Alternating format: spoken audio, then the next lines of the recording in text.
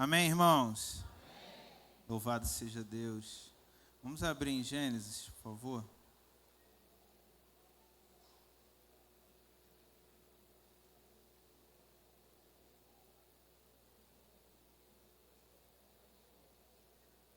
Gênesis capítulo 41, verso 51.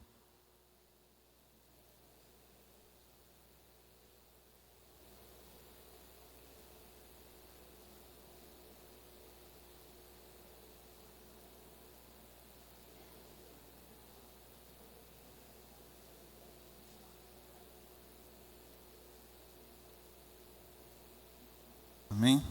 Todos acharam? Gênesis 41, a partir do 51. E chamou José o primogênito Manassés, porque disse: Deus me fez esquecer de todo o meu sofrimento e da casa de meu pai. E ao segundo chamou Efraim, porque disse: Deus me fez crescer na terra da minha aflição. Então acabaram-se os 7 anos de fartura que havia na terra do Egito, e começaram a vir os 7 anos de fome, como José tinha predito. E havia fome em todas as terras, mas em toda a terra do Egito havia pão. Amém? Deixe sua Bíblia aberta. Um texto muito conhecido, que a gente conhece história, a gente vê filme, a gente já ouviu pregações, né? E tenho certeza que você sabe desse texto muito melhor do que eu. Amém? Quando foi me dada esta oportunidade, eu comecei a perguntar ao Senhor o que nós estaríamos falando sobre nesse dia de hoje. O que o Senhor queria conversar com a igreja dele. Amém? E o Senhor ele me mostrou um texto que está no livro de João, no capítulo 13. E lá Jesus ele fala com os discípulos, ele fala uma frase, ele fala: aquilo que eu faço hoje, você não entende, mas mais na frente você vai entender. E aquele versículo ele veio como uma flecha no meu coração. Obrigado. E dali o Senhor começou a ministrar algo. E eu não sei o que o Senhor quer fazer nesta noite, mas eu sei que existem corações que vão sair daqui transbordando da presença dEle, porque eu tenho certeza que Ele quer resgatar algo em nós, amém? Existe algo a ser resgatado em nossas vidas, coisas essas que a gente às vezes vai perdendo no meio do caminho.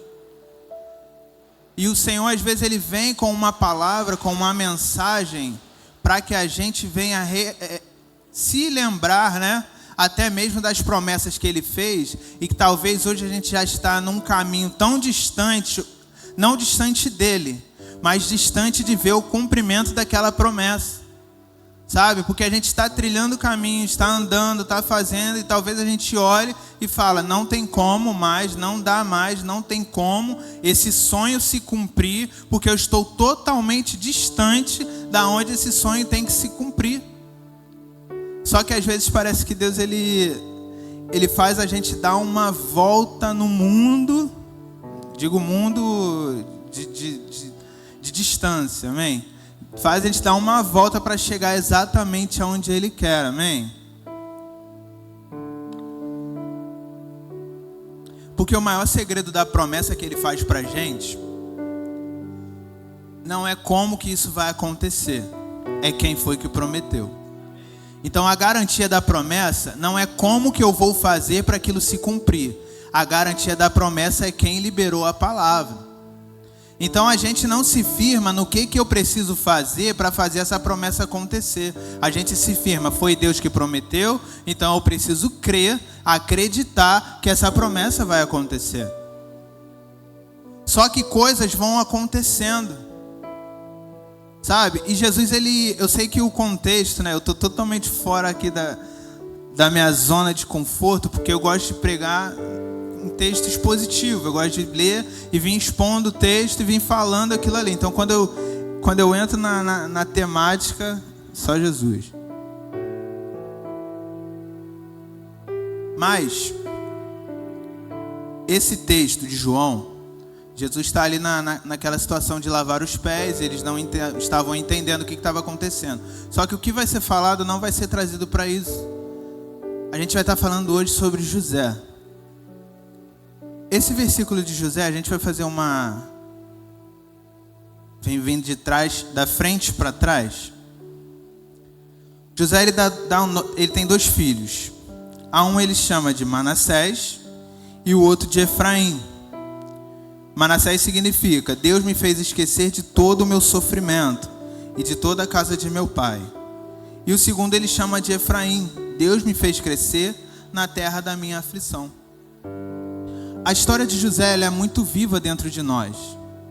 A história de José, ela é latente na nossa mente. Então existem detalhes que eu não vou precisar entrar tanto, porque nós conhecemos o texto. Nós sabemos o que está escrito, nós sabemos o que aconteceu. José, ele recebe um sonho. Quem que deu esse sonho para José?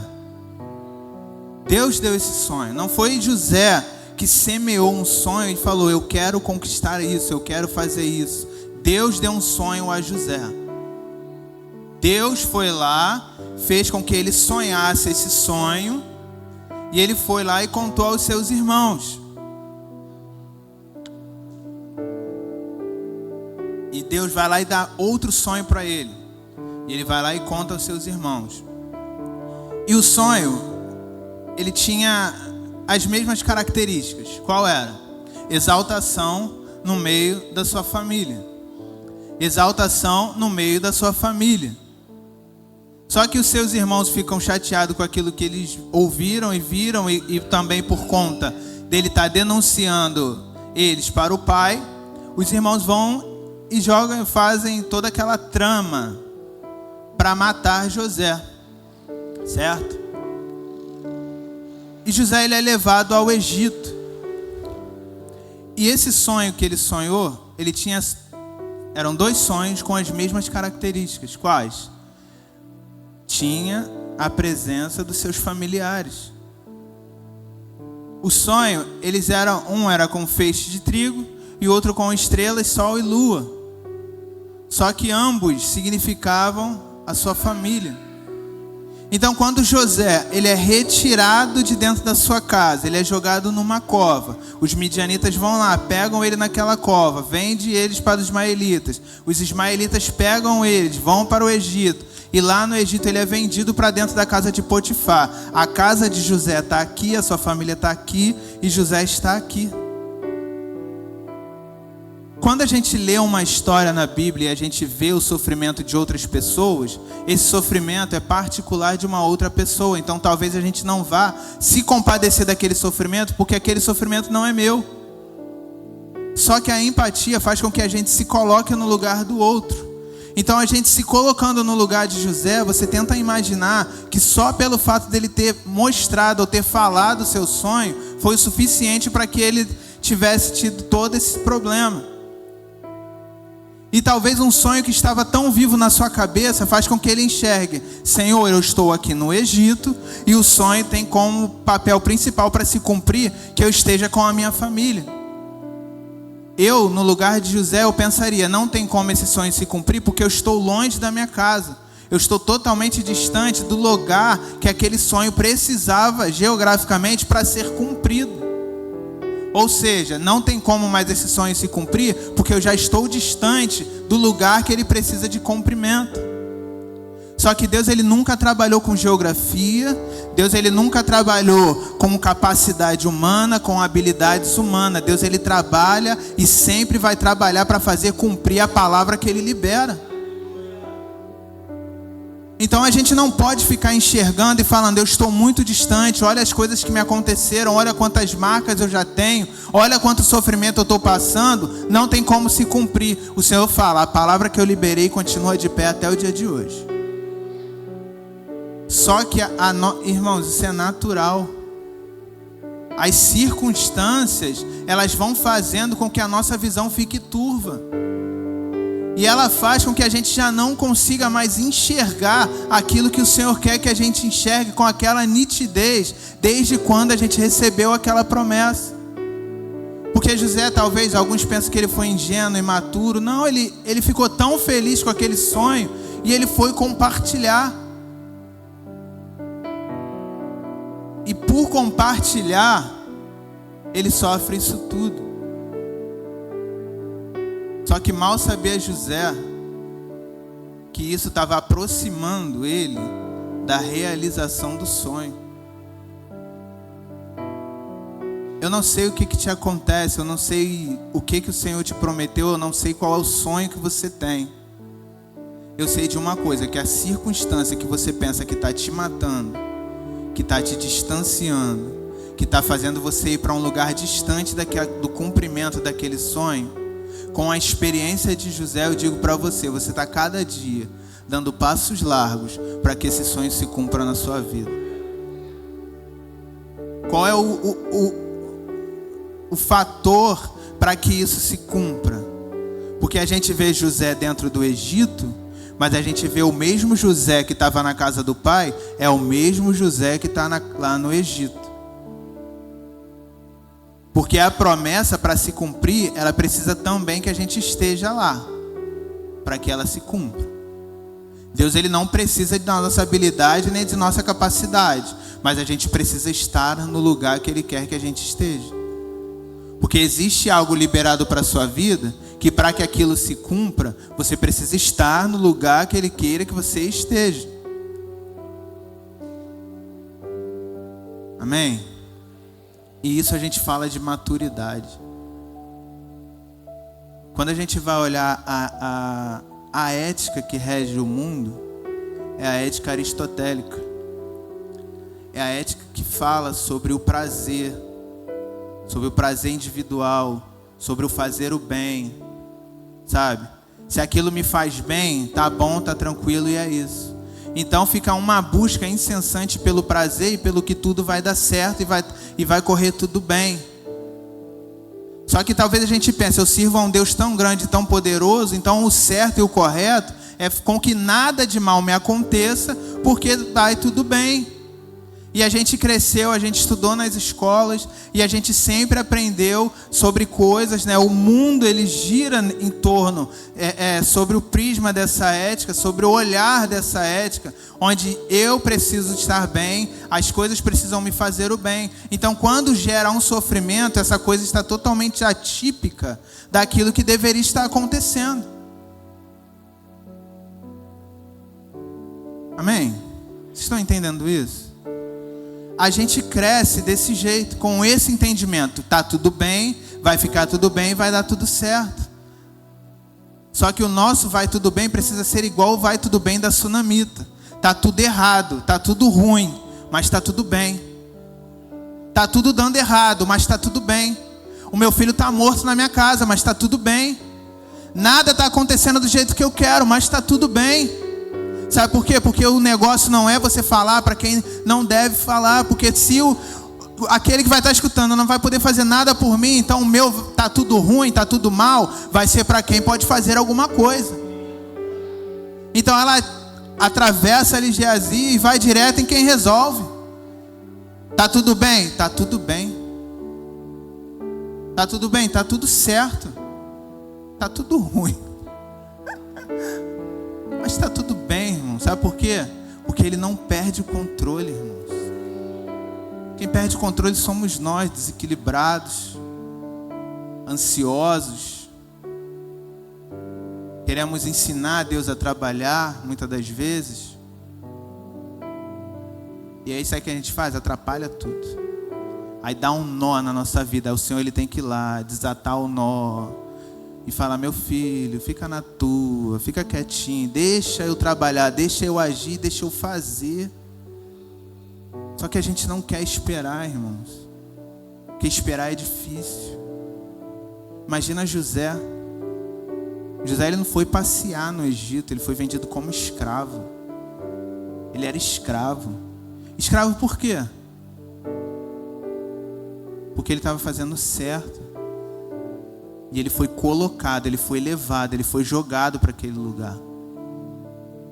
Aí vai você falar que o José, que a gente já leu toda a história, José ainda está vivendo a história, ele ainda não chegou no final.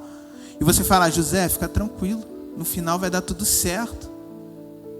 Qual seria o seu pensamento se você fosse José? Fala: como que vai dar certo? Porque existe uma promessa para que se cumpra, que eu receba um sonho, uma exaltação na frente de toda a minha família, e minha família está lá. Os meus irmãos me venderam. Só Deus sabe o que meu pai está pensando, o que aconteceu. Porque os meus irmãos me jogaram numa cova e agora eu estou aqui. As pessoas que eu amava me decepcionaram e eu estou aqui dentro. E você está lá: José, calma. Essa história tem um final, você não está olhando o final ainda. Viva um dia após o outro, José. Só permanece, José, só permanece. E José estava distante de Israel, mas estava junto de Deus. O Adriel cantou: para onde iremos nós? Na verdade o versículo é: para quem iremos nós, não é a música está errada. Mas assim, para quem iremos nós? Por quê? Porque nunca se tratou de um lugar. José, ele não estava no lugar favorável. Então não se trata do lugar, porque o lugar é para quem? O certo é para quem? Para onde fala de lugar. Quando Pedro fala isso, para onde voltar ele tinha o barco, ele tinha a casa da sogra, ele tinha a casa dele, enfim, ele tinha lugar para voltar. Só que ele fala: para quem iremos nós? Porque o Senhor é um só, lugar tem vários. Eu posso recomeçar a minha vida em vários lugares, mas o Senhor só existe um. Então é para quem iremos nós. Então não importa se José está no Egito, se José está em Israel, está na terra de Canaã, não importa. O importa é com quem que ele está. Não importa se te venderam e te jogaram no poço, se te jogaram, te venderam como escravo, isso não importa. O importa é com quem você está. Com quem você está atravessando esse vale. Com quem você está lutando contra esse gigante? Com quem você está enfrentando esse exército? Essa é a chave da vitória, irmãos. A chave é com quem você tem andado. Está andando com o Senhor? Isso é garantia, irmãos. Então, olhando para José e vendo esse pensamento, talvez seria muito difícil ele acreditar que o final dele seria brilhante. Talvez seria muito difícil dele conseguir a realização desse sonho. Porque José está lá dentro. José está lá sofrendo. Agora ele é caluniado. A esposa de Potifar queria ele. E ele, por ser fiel ao Senhor primeiramente e fiel a Potifar, ele não cede. E o que acontece? É vendido de novo, vai parar dentro da prisão. Mais sofrimento. E talvez aí você chega de novo: José, vai dar tudo certo, José. José, vai ficar tudo bem, José. E ele: tu não está vendo o que está acontecendo? Não é possível. Irmãos, eu não sei se você já se fez essa indagação. Você olhar e falar: parece que Deus colocou uma venda nos olhos e está passando reto diante de mim. Não é possível. Não é possível que diante de 7 bilhões de pessoas Ele cuida e enxerga de todo mundo e esqueceu de mim. Calma, José. Vai ficar tudo bem, José. A gente precisa confiar no Senhor, irmãos. A gente precisa nos animar nos dias de tempestade. Gideão está passando por um problema terrível. Os midianitas cercam aquela cidade. Está lá 7 meses, mais ou menos, ali cercado. O que era um cerco? O cerco era: eles fechavam a cidade, né? Eles estavam lá em volta. Ninguém poderia sair para buscar nenhum recurso. E eles ficavam ali e as pessoas iam morrendo de inanição. As pessoas às vezes cometiam canibalismo. Então essas coisas que aconteciam. E ele está ali naquele cerco. E o anjo aparece para ele e fala o quê? Quem lembra? O Senhor é contigo, varão valoroso. Mais uma vez, irmãos, vamos enxergar e tentar entender quem está vivendo.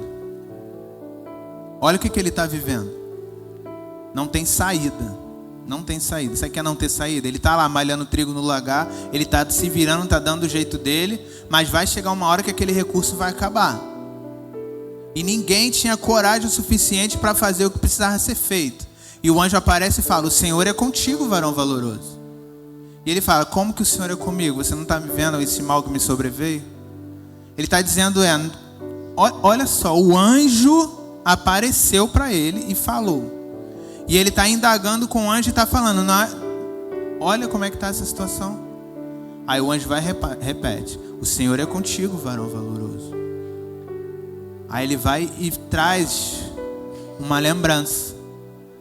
Ele fala: cadê o Deus dos nossos pais?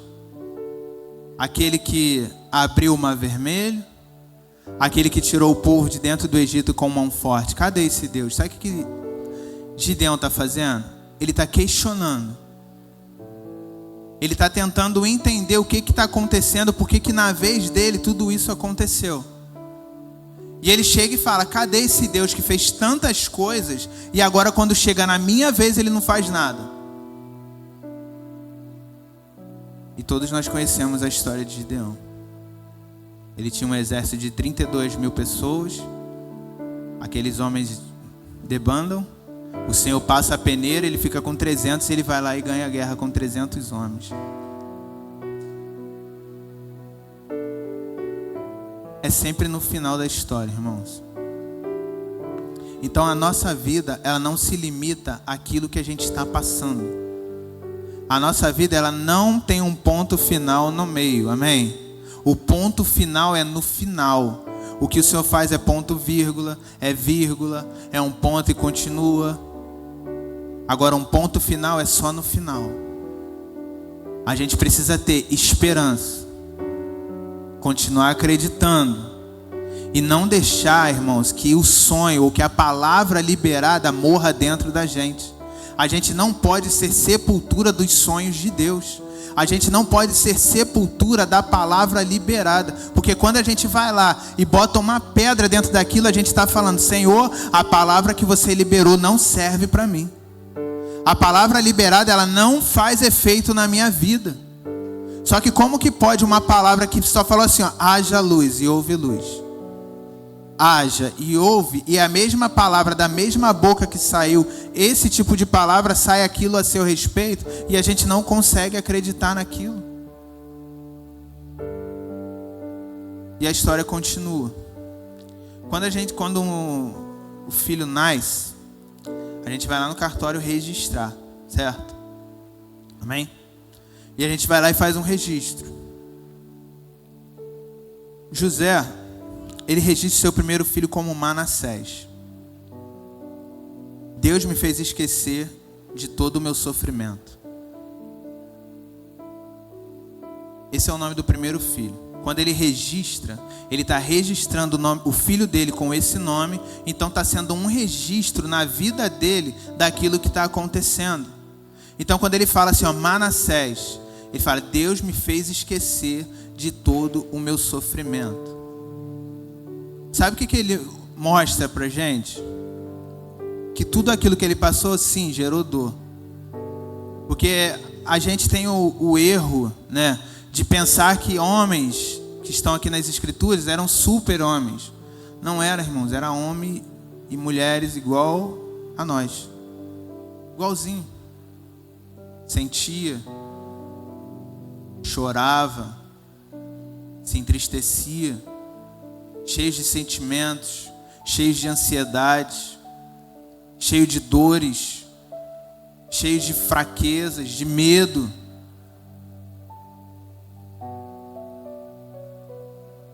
Só que eles conseguiram romper em Deus, irmãos.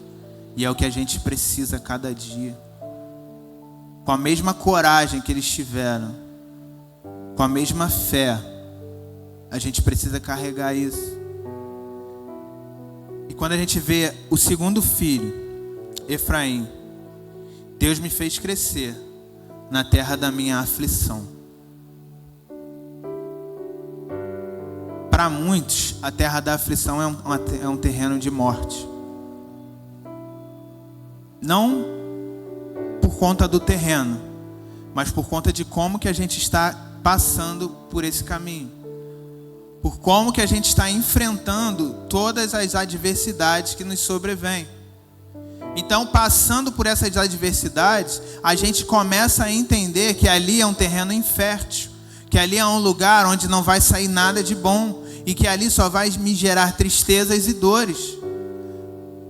Só que Efraim significa Deus me fez prosperar na terra da minha aflição. Irmãos, prosperar vai além de sobreviver. Amém? Vocês concordam com isso? Prosperar vai além. Prosperar não é que eu estou aqui só comendo pão e água e para que eu atravesse aqui e tenha força somente para eu não parar. Não é isso. Ele está falando que ele prosperou, que ele conseguiu. E a gente precisa ter isso com a gente. A Bíblia vai dizer: quero trazer à memória aquilo que me traz esperança. Quero trazer à memória aquilo que me traz esperança. Sabe o que é isso, irmãos? É uma jornada interna que a gente precisa ter com a gente. É uma introspecção que a gente precisa estar fazendo para estar se conhecendo, se entendendo e saber em que lugar que nós estamos. Porque às vezes, irmãos, a gente vive muito no automático e vai vivendo. Só que a gente precisa entender aquilo que a gente está vivendo e como que eu estou vivendo esses dias que eu estou atravessando. Então, tentando entender como que a gente está atravessando, a gente vai trazer à nossa mente aquilo que me dá esperança. Paulo, ele vai dizer uma coisa muito, muito interessante. Ele vai falar: posso estar abatido, mas não destruído. Perplexo, mas não abandonado. Esses versículos, ele está falando aqui da dualidade. Ele está falando: eu posso estar abatido por fora, mas não destruído por dentro. E ele vai falando por dentro e por fora. Por fora eu posso estar acabado, destruído. José estava acabado, irmãos. José estava destruído. Mas por dentro, ele falava: aqui dentro tem um que governa. Os meus irmãos, aqueles que me venderam, aqueles que me escravizaram, eles podem fazer o que quiser com a minha carne, mas aqui dentro, só quem toca e quem domina é o Senhor. Quando tem aquele diálogo, Jó capítulo 1, Deus, ele fala o que para Satanás? Pode tocar, mas preserva a sua vida. Ou seja, toca por fora, porque por dentro você não vai conseguir fazer nada, porque eu tô dentro. E é essa confiança que a gente tem, irmãos, de quem está dentro de nós, quem está atravessando junto com a gente. Então a adversidade, os problemas, o Egito, irmãos, isso não quer dizer nada. O desemprego, né, a falta de alguma coisa, nada disso pode te atingir e tem o poder de te desestabilizar. Quem dá essa permissão somos nós. Nós permitimos que as coisas nos tirem do propósito, que as coisas nos tirem do foco, que as coisas nos desestabilizem. Nós permitimos. Mas se a gente fizer uma introspecção e trazer todo esse entendimento, qual o entendimento, Patrick? O Espírito Santo de Deus, ele habita dentro de mim. O Senhor, ele liberou uma palavra dizendo que ele jamais me abandonaria. Então não vai ser nesse deserto que ele vai me deixar passar sozinho. Só que a gente precisa crer, irmãos. E a gente precisa viver por fé. Qual fé? A fé de Abacuque. Qual fé é essa? A fé emuná. A palavra emuná, ela deriva de maná. Então, derivando de maná, o que foi o maná? O pão que caiu do céu. Foi algo inimaginável e que nunca mais aconteceu. A não ser quando Jesus vem, que ele fala o quê? Eu sou o pão vivo que desceu do céu. Foi o segundo maná, o Jesus, o pão vivo pra gente. Mas fora isso, irmãos, não aconteceu. Sabe o que é o maná? É a provisão de Deus no deserto que você está atravessando. Quem vai imaginar que vai chover, vai cair do céu uma farinha, que você vai lá e vai cozer e vai... Quem diria, irmãos? Então, quando Abacuque fala, o justo viverá pela fé, ali é a segunda vez que aquela palavra aparece, que é a palavra emuná para fé, que é o que? O justo viverá pela fé. O justo viverá derivando de maná, ou seja, o justo vai viver de algo que vocês não fazem ideia de como vai acontecer, mas vai acontecer. Só que para isso acontecer, a gente precisa crer, irmãos.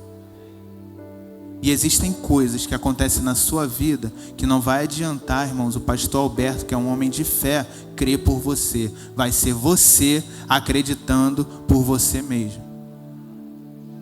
Porque Deus, ele vai querer multiplicar a sua fé e fazer com que você enxergue além daquilo que seus olhos estão vendo. Porque o nosso foco, irmãos, é sempre no turbilhão, é sempre nos problemas. E às vezes, por só enxergar aquilo que está acontecendo, a gente não consegue enxergar uma saída ou ver uma solução.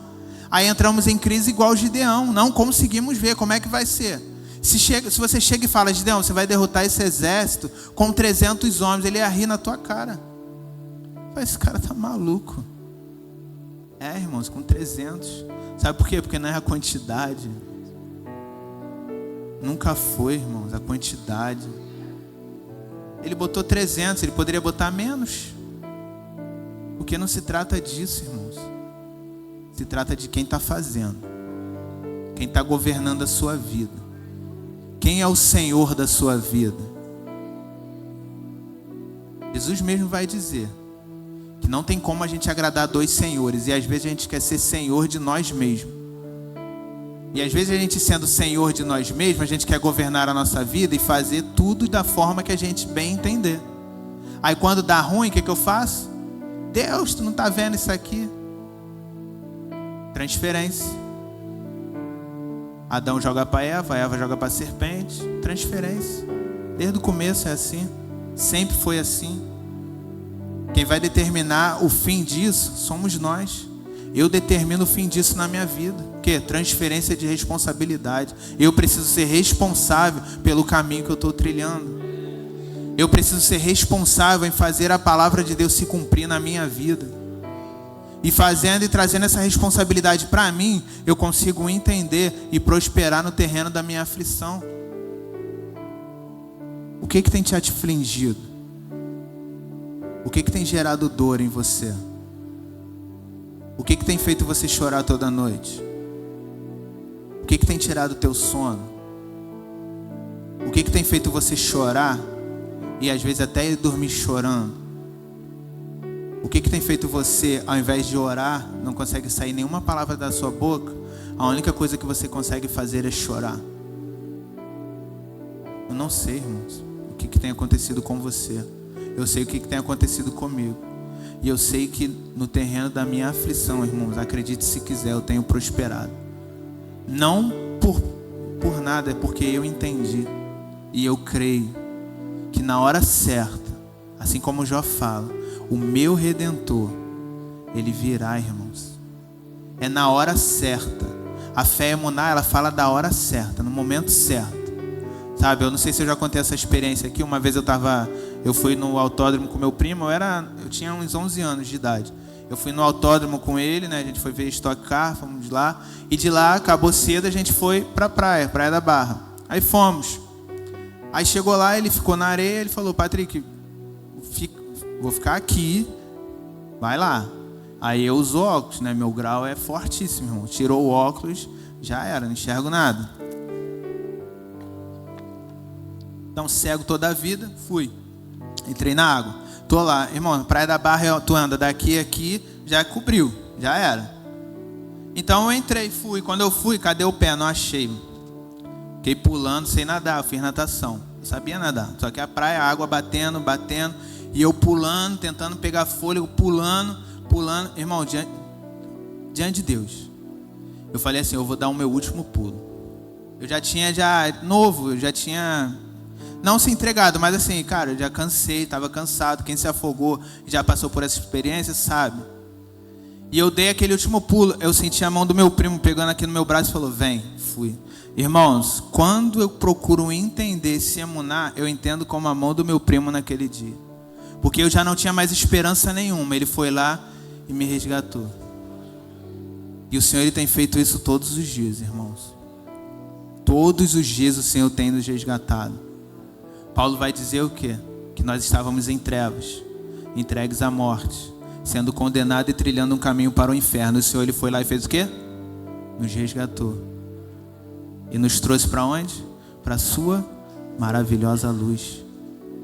Então, desde quando você se converteu ao Senhor, você tem experimentado desse toque do Senhor para você estar experimentando coisas novas. Então, o Senhor, Ele tem agindo de resgate na sua vida desde quando? Desde a criação, irmãos. Apocalipse vai dizer, o cordeiro que foi morto antes da fundação do mundo. Então, antes da fundação do mundo, Jesus já havia sido morto. Então, antes da fundação do mundo, a gente já estava ali tendo alcance à salvação do eterno. Então, o Senhor, Ele tem te resgatado desde a fundação do mundo. Aí eu te pergunto, será que hoje o Senhor, Ele vai te abandonar? Será que hoje o Senhor vai escolher, vai falar, hoje eu não vou cuidar de ninguém? Não, irmãos. Existem situações que vêm para experimentar a nossa fé e para saber em quem nós temos crido. E quando a gente começa a experimentar desse tipo de coisa, irmãos, é água amarga mesmo. É doído, é doloroso. Não é confortável, é guerra. Só que ninguém ganha guerra sentado, amém, irmãos? Guerra é guerra, tem que sair e enfrentar, irmãos, cair para dentro. Então a gente saindo, enfrentando, levantando, sacudindo a poeira, vamos embora, vamos embora. Amém? Eu pedi que vocês se coloquem de pé.